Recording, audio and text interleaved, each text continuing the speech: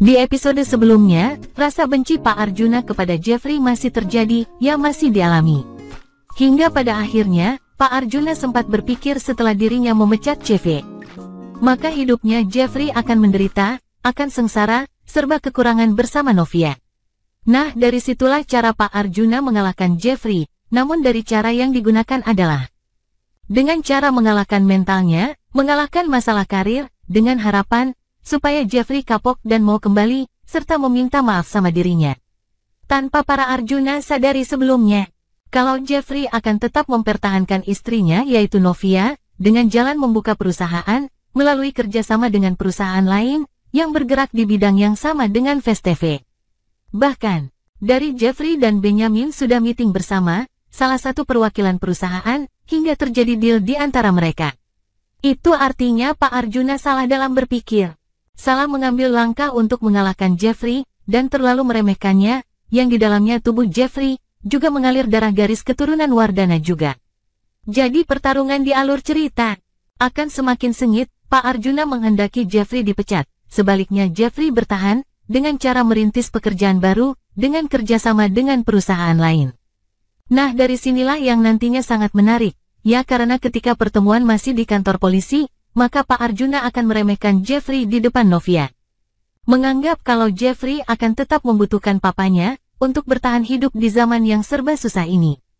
Yang menjadi pertanyaan, lalu apa yang akan terjadi, dan bagaimana reaksi Pak Arjuna setelah tahu, kalau Jeffrey sedang merintis usaha baru, tentu akan ngeri-ngeri sedap.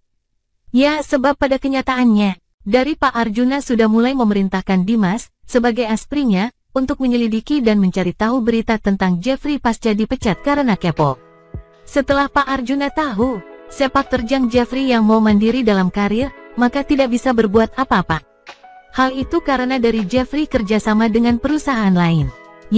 Sehingga Pak Arjuna pun akan sulit, untuk mengganggu atau menyerang karirnya walaupun sudah tahu, Jeffrey punya pekerjaan baru dengan bantuan Benyamin.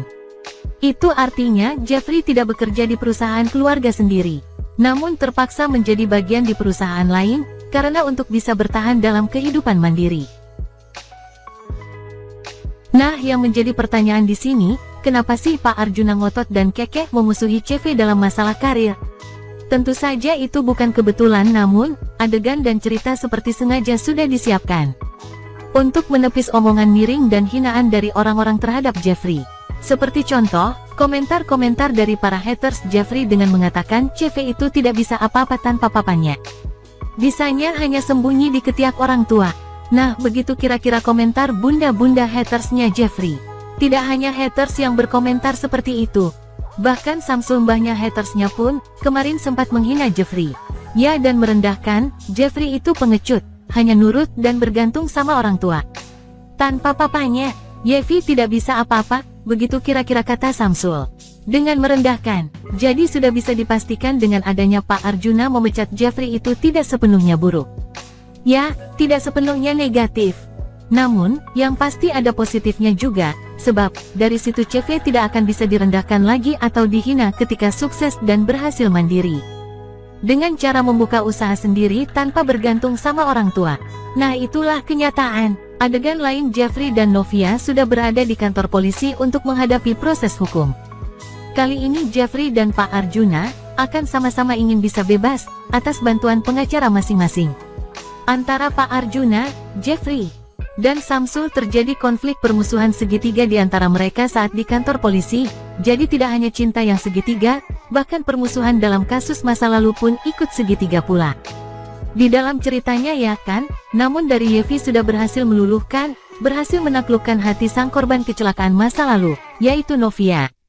Sehingga tidak ada alasan lagi buat Novia untuk membantu Jeffrey, agar bisa bebas.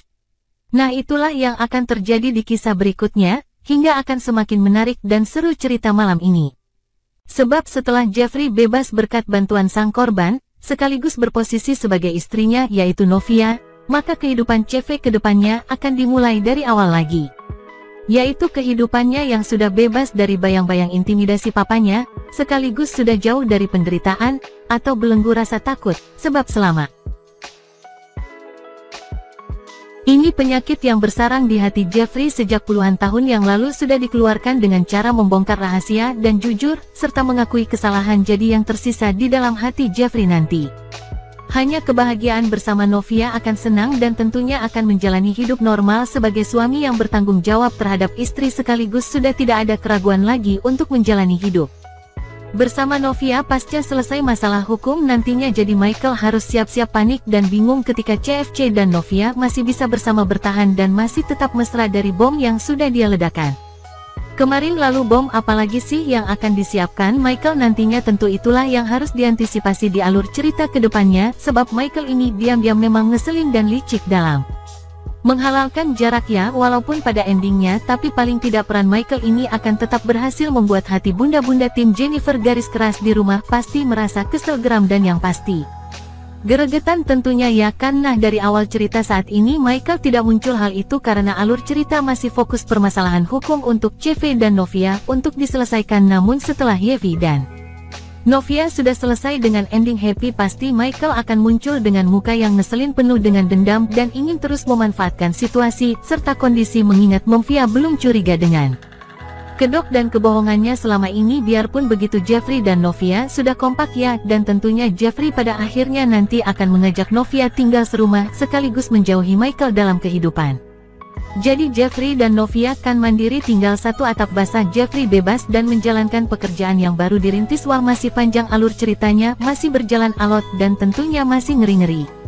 Setiap pula hingga tidak sabar menanti Novia dan Yevi malam pertama setelah melewati konflik panjang dialog cerita yang memang sangat menarik ya kan. Adegan lain persiapan Tami dan Hakim untuk bisa halal semakin dekat. Rencana pernikahan akan dilakukan minggu ini atau dipercepat, yaitu di masjid dengan persiapan pesta kecil-kecilan. Pernikahan memang terkesan diadakan seperti tahu bulat yang digoreng di atas mobil harga.